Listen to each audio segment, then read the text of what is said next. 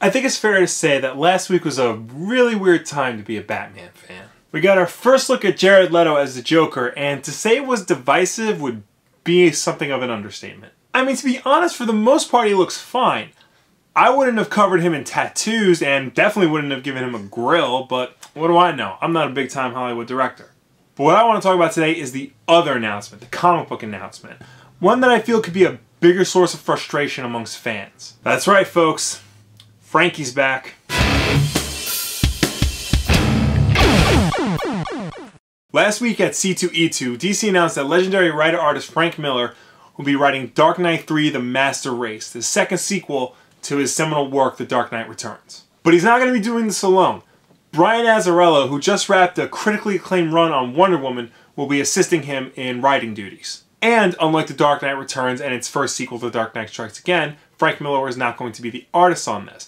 There's going to be another artist to be announced later. For an announcement with such little information, there's a surprising amount to unpack here, so let's just start at the beginning. We all know Frank Miller is the guy who used to be one of the greatest voices in comic books. From his legendary runs on Daredevil, to The Dark Knight Returns and Batman Year One, to his independent stuff like Sin City, Big Guy and Rusty, Martha Washington, 300, the list goes on. Recently, however, his works have been much less well received. Dark Knight Strikes Again is considered a very inferior follow-up.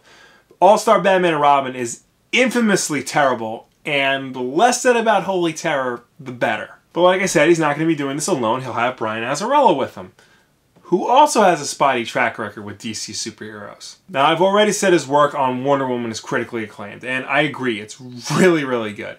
But he's also done other good work, like his collaborations with Lee Bermejo on Luthor and Joker. Also his Flashpoint tie-in, Batman Night of Vengeance, and his Vertigo series, 100 Bullets. Both done with illustrator Eduardo Rizzo. Both really good stuff. But like I said, he's not perfect either. My first introduction to Brian Azzarello was his Batman story, Broken City. And that's just awful. I'm sorry, but it's just bad. And so is his Superman story that followed, For Tomorrow, with Jim Lee. And while I kind of liked Before Watchmen Rorschach, I know a lot of people didn't.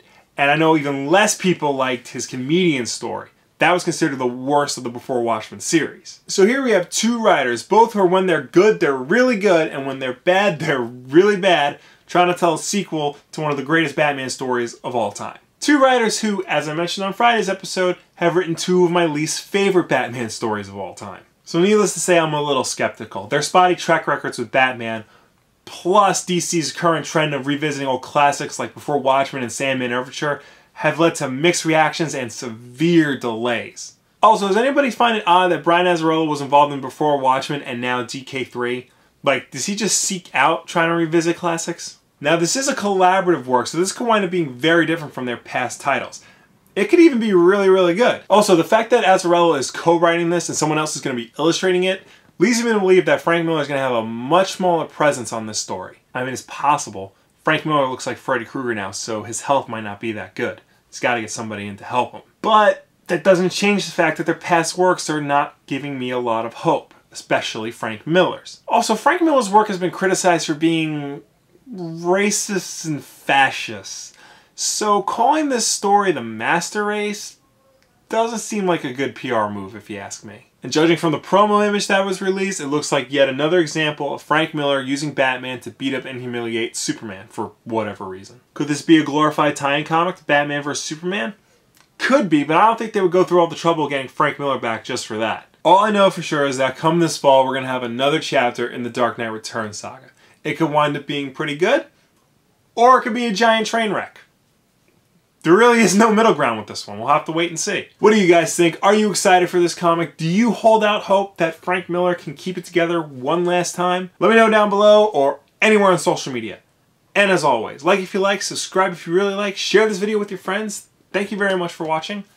I will see you next time. So you've started reading a comic book regularly and you've hit the end of your first story arc. What do you do now? Well, if the creative team stays the same and you like what they've done so far, keep going. By all means, keep going. Chances are, if you thought they did a good job, you're gonna like what they do next. I try really hard not to see or not to spend my time with bad things because I know. Usually I watch reviews or something. Right. Well, the thing is, like, this looked like a Castlevania game. Yeah. Like the trailers made it look like Castlevania come to life. Now, this is a collaborative story, so things can turn out very differently. It could wind up